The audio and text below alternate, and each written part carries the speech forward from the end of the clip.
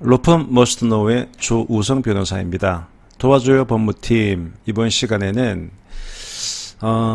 과연 상대방이 계약을 잘 안 지키려고 하고 있을 때 상대방에게 내용 증명을 보내는 것이 왜 필요한지에 대해서 좀 사례를 들어 설명해 주십시오. 이런 내용입니다. 이 질문을 하신 이유는 거기에 있어요. 현업에서는 계속 뭔가 상대방과 좋은 관계를 유지해야 되기 때문에 내용 증명을 보내고 싶지 않다는 겁니다. 하지만 법무팀이나 이 관리팀 입장에서는 뭔가 이렇게 지금 제대로 조치 안 해놓으면 나중에 골치 아플 것 같은데, 그래서 실제 사례를 통해서 설득을 하시려고 그러는 건데요. 제가 했던 사건을 하나 설명을 드릴게요. 자, 어떤 회사가 있는데 그 회사가 이제 저희 자문회사에 있는데요. A사하고 기계 제작 계약을 체결했습니다. 그러니까 A사한테 돈을 주고 A사가 기계를 만들어 주기로 한 거죠.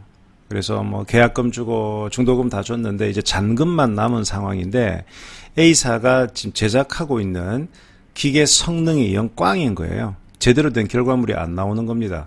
제작 기한은 이제 얼마 남지 않았고, 자, 이런 상황에서 이제 그 총무부장은 사장님한테 이렇게 말씀드린 거죠. 사장님, 쟤네들 이런 식으로 가다가는 절대 기간 내에 뭔가 제대로 납품 못할 것 같습니다. 그러니까 제대로 뭔가 해라. 안 그러면은 계약을 해지할 수 있다. 이런 경고성 내용 증명을 보내야 되겠습니다라고 총무부장은 얘기를 했는데, 사장님이 말리신 거죠. 야, 이미 계약을 통해서 인연을 맺은 회사한테 내용 증명 보내고 이라는 거는 내 경영 철학과 맞지 않다. 이렇게 말씀을 하셨죠. 자, 그런데 결국 시간이 흘러서 A사는 납품을 제대로 못했고, 그러니까 이제 저희 자문에서는 열받아가지고, 너희하고는 더 이상 계약 진행 못하겠다라면서 바로 해제 통보를 보냈죠. 그래서, 야, 돈도 돌려줘.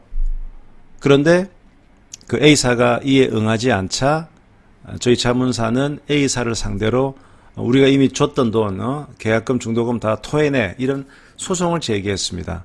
그리고 소송을 제기하고 한참 뒤에 저희 자문사가 이제 저에게 사건을 맡긴 거죠.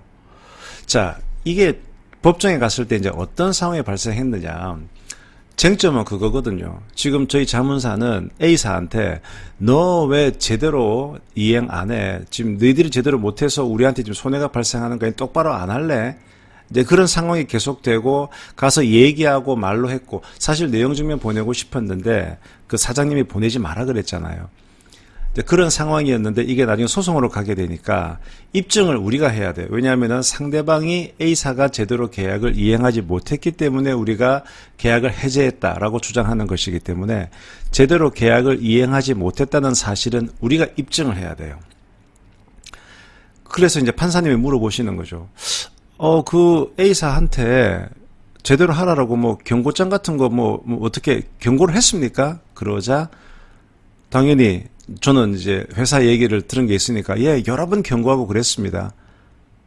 근데 사실 그걸 다 전화로 구두로 한 거예요. 그러자 판사님이 이제 저한테 그러시는 거예요. 아니, 내용 증명 같은 거 안 보냈습니까?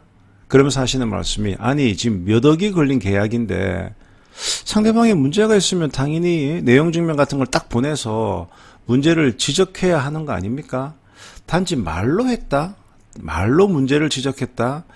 그거는 잘 믿기지 않는데요. 이렇게 얘기를 하시는 거예요.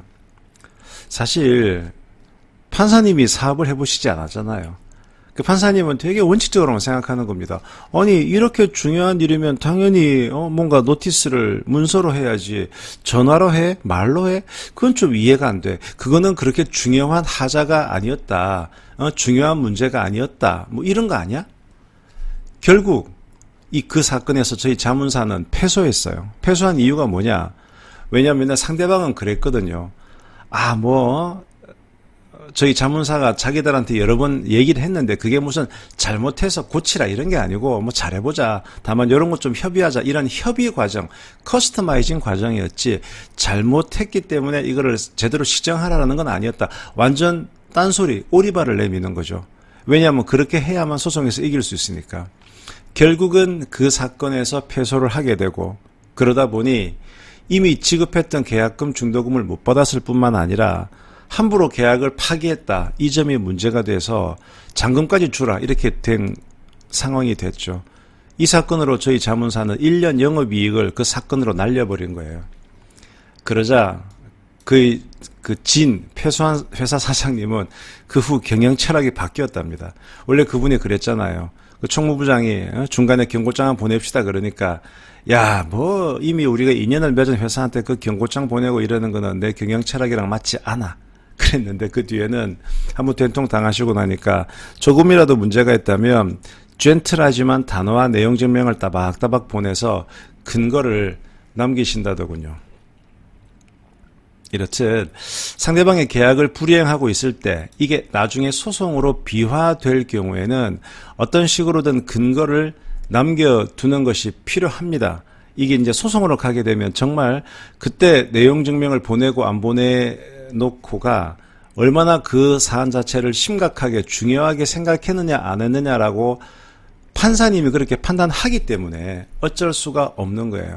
이 점을 절대 간과하지 마시기 바랍니다. 지금까지 로펌 버스터노의 조우성 변호사였습니다.